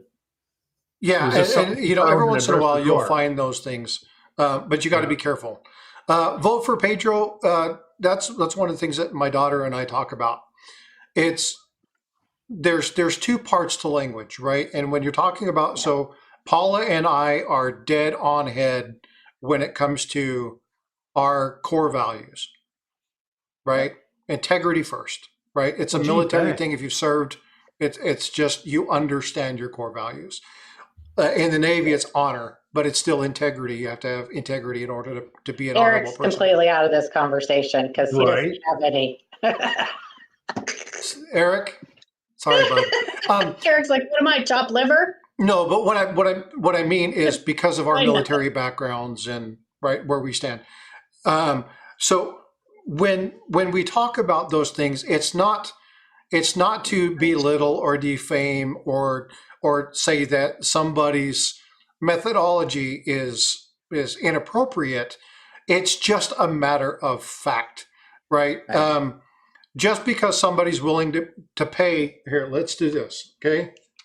Eric, that's a good question. They come up with the guides by looking at historical sales records, right? Like auction or current auction records or sold listings, and they balance them out, they average them out. But I guarantee you that when they do that, they exclude ridiculous sales on eBay that of a coin that sold for $50,000 and should have sold for 50 cents. Do you get Gray Sheet, Paula? I do get Gray Sheet, yeah. How long have you gotten it for? Like 6 months. Oh, if you go back 5 years, I don't know if you got the online version. I did. In the I can go back and archive. Lincoln cent rolls, nickel rolls, all clad rolls. Mhm. About 5 years ago, something happened and they generalized the listings. Like 86p Lincoln cents used to be 25 bucks a roll. Mhm. Now all of a sudden 86p and D are like $12 a roll, both. So they kind of changed the way they did that. And it was the person that did it, from what we understand. The guy Mhm. that did it for years retired, and a new guy got in there, and he was just like, that's too much to track. So we're just going to generalize it all. So he's being lazy. Yeah. Yeah. And some things went up and some things went down. Mhm. But he just basically set the value himself, from what I understand. Yeah, I don't go only by gray sheet. My favorite is eBay sold listings. It's my absolute favorite. And then It I'll is. go to like Heritage and the different auction houses and look at the most Yeah, current sales. when you buy But- rolls, it's kind of tough Mhm. because Heritage doesn't sell. Actually, they Right. have sold rolls before. They've sold those really I bought expensive some ones. 49D dime rolls from them, and it was great. Nice. Uh, Yeah, it depends on, I think sometimes they get estate things. yeah, this was some hoard back in the early 2000s. Yeah. It might have been even Omaha Bank or something like that. That's word.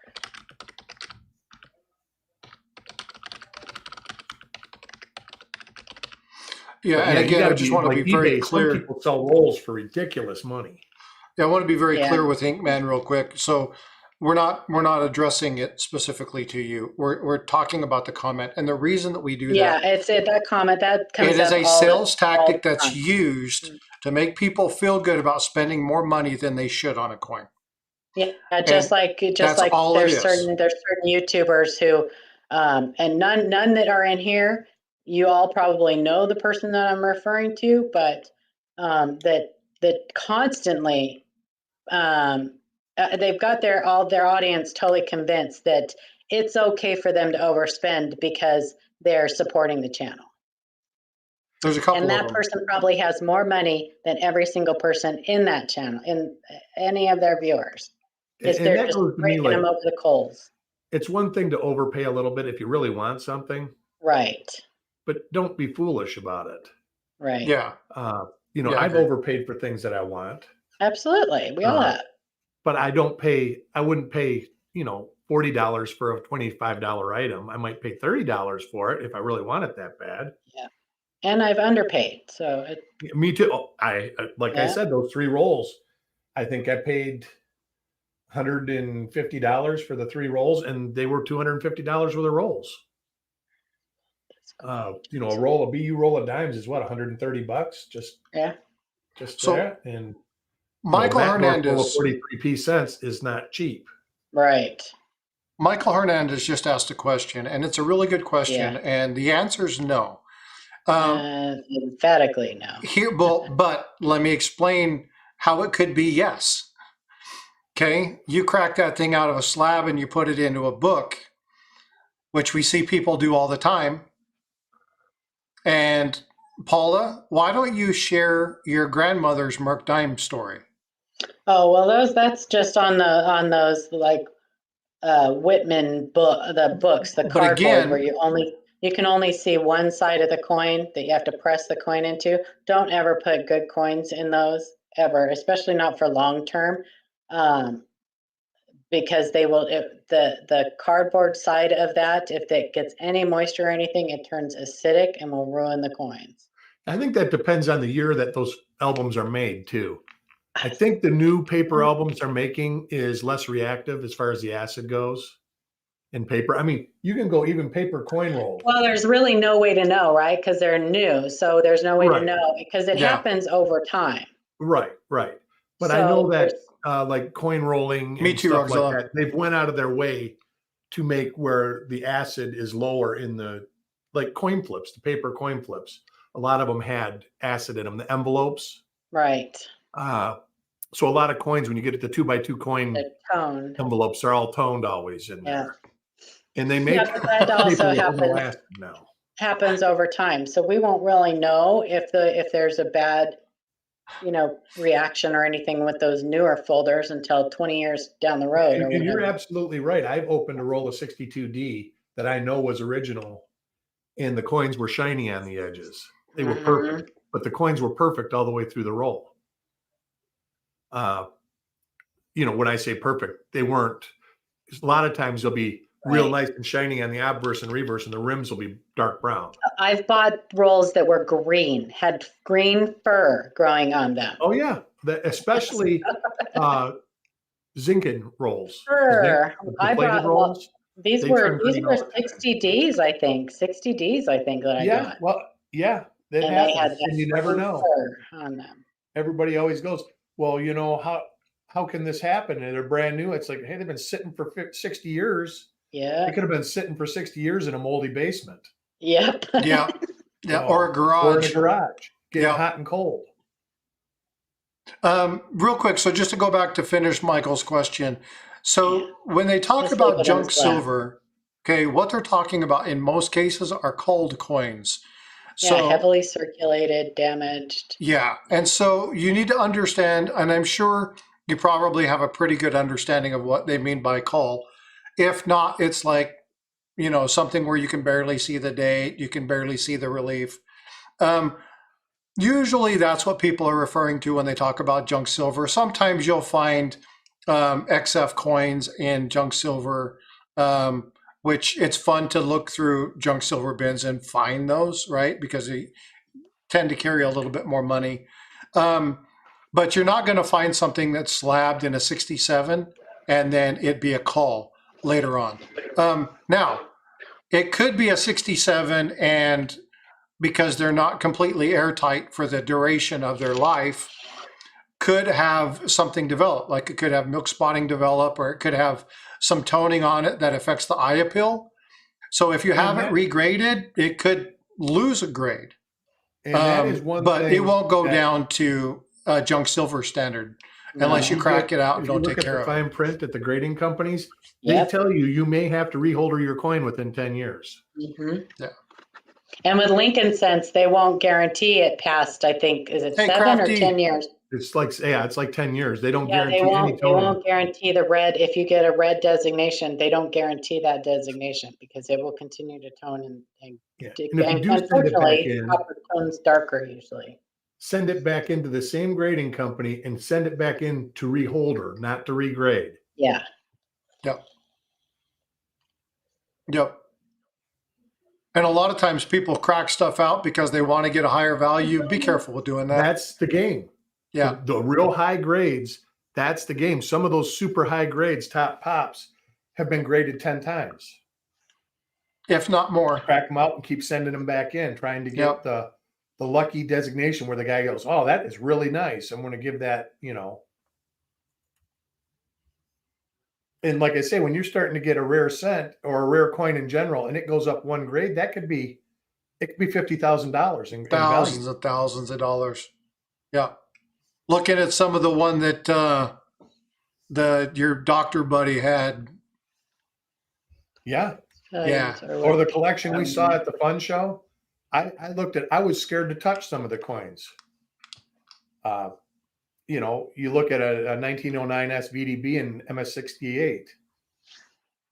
And he says it was a 67 and he had spent a lot of money trying to get it regraded because he thought it was the best that he'd ever saw. And he knew it's Lincoln Cents.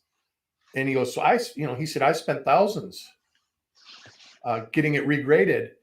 And he goes, once it went up, it cost me a lot of money. He says, but it was nothing compared to the added value. Mm-hmm.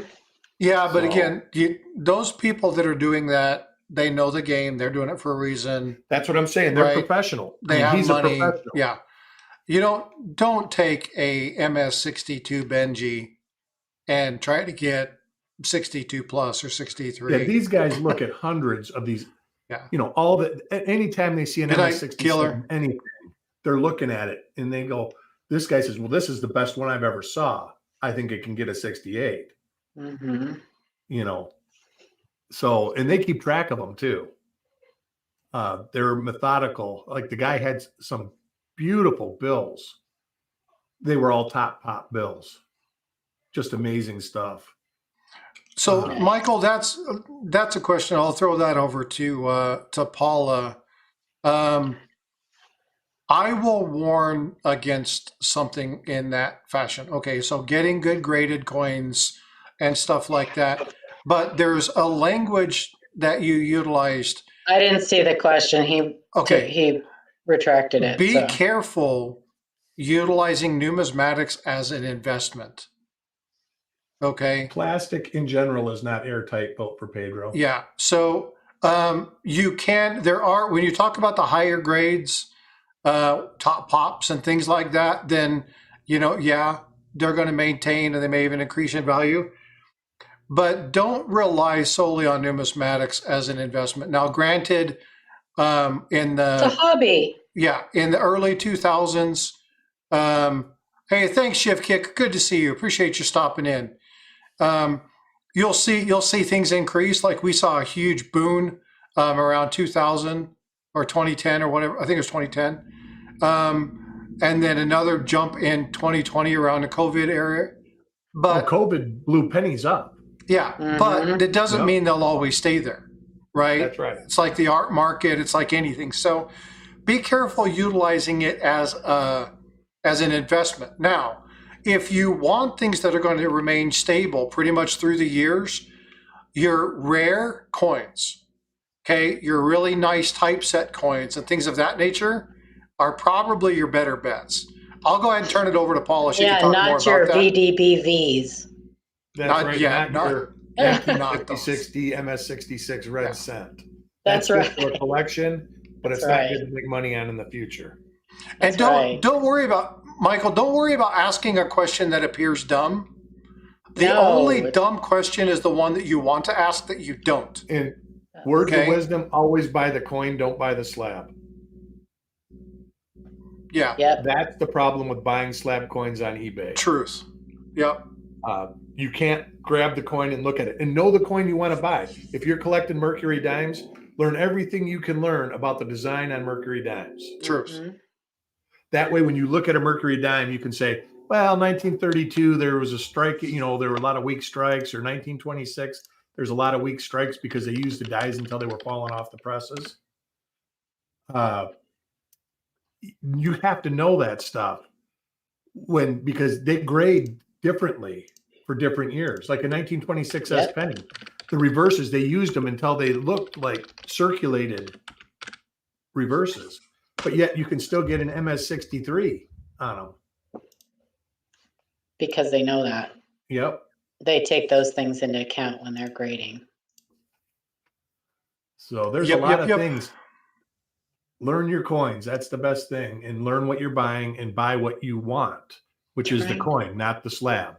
Yep, agree. Trying to find information. I don't understand what you mean, these raw coin. I'm trying to find information about slab these versus raw coin. Huh? Versus. Oh, about slab versus rock.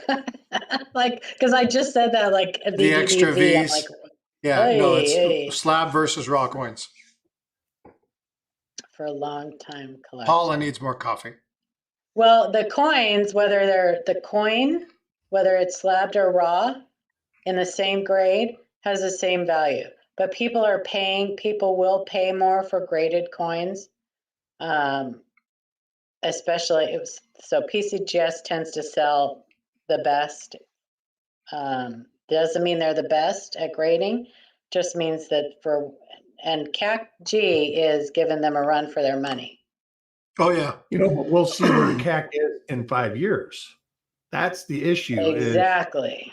But right now you can't find CAC-G slabs on Bourse. No, they're selling at a premium. Yeah. But in 5 years, will the integrity still be the same that's involved in it? We hope so from a collecting standpoint.